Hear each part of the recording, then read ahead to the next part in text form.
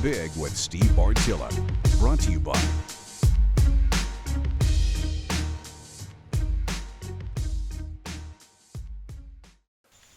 Let's talk mock scrapes today. This right here is an absolutely killer little staging plot that we've made. Snakes back that way about 100 yards. Went ahead and planted cereal rye. In here, snakes its way out to the ag fields.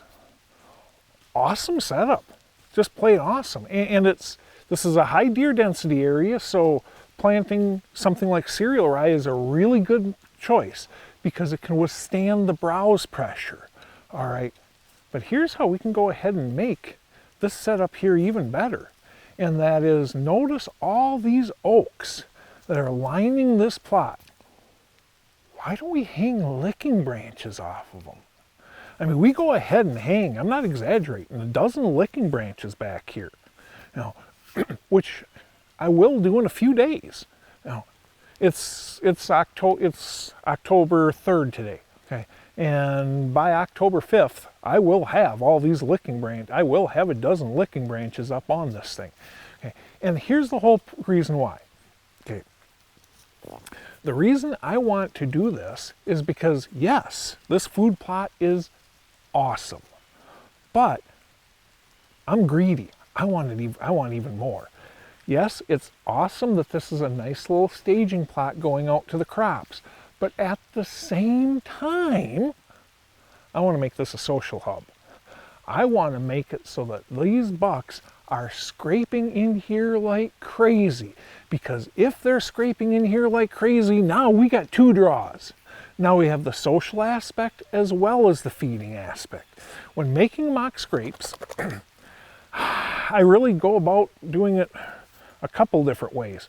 One is in open fields, I go ahead and I take a treated fence post, a chunk of 2x10, put that chunk of 2x10 on top of that treated fence post, drill some holes in it for U-joints, and make a scrape tree out in the middle of that opening.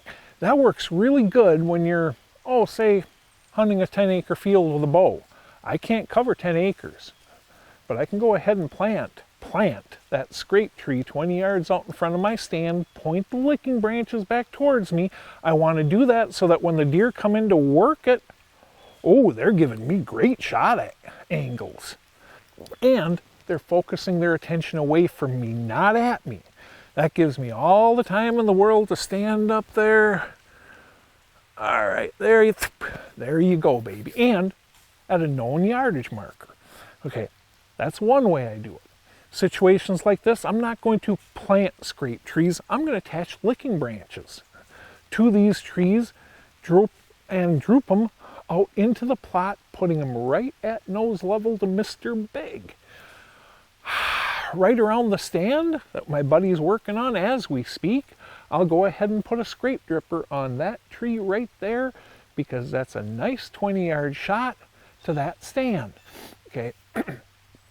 But I'm also going to put licking branches on a tree there, a tree there, a tree there, and this one there. I'm not going to juice them all with a Magnum scrape dripper and Golden scrape. I'm just going to juice that one.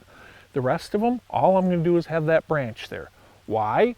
Because that specific mock scrape right there is going to fire them up with those odors of a buck that doesn't belong here. Some of them are going to tear into that mock scrape. Others will go ahead and just work those as a way to try to intimidate that new buck. Okay. The other way I do it is I just go around bending branches down. Okay. Every moment Mr. Big spends on the property I'm hunting, and I don't care if it's public ground or private ground, every moment he spends on that property, that gives me one more moment that I'm in the game. When he jumps the fence, I'm done. I can't go over there. So every second of his time I can waste here is advantageous to me. Every time he's working a mock scrape, every time he's working a real scrape, he's wasting anywhere from 60 to 120 seconds. If I can get him to work 5, 10 extra scrapes on this ground right here, you know what? Odds are I'll be in the game during legal shooting light while he's on his feet a lot more than if he's jumping that fence. Do not be afraid to make scrape trees, attach licking branches to trees, and just simply bend branches down. You don't have to use scent in them all, just use scent in one of them to go ahead and turn. You don't actually have to use scent, period. But I've found that if I use one Magnum scrape stripper filled with golden scrape, that's enough to turn everything else on steroids. Final thoughts, brought to you by Huntworth. Always remember, mock scrapes can be utilized for a bunch of different purposes. You go ahead and make a scrape tree, plant it out into an opening, it'll draw a higher percentage of the deer to within shot opportunities, give you better shot angles, and go ahead and focus their attention away from you.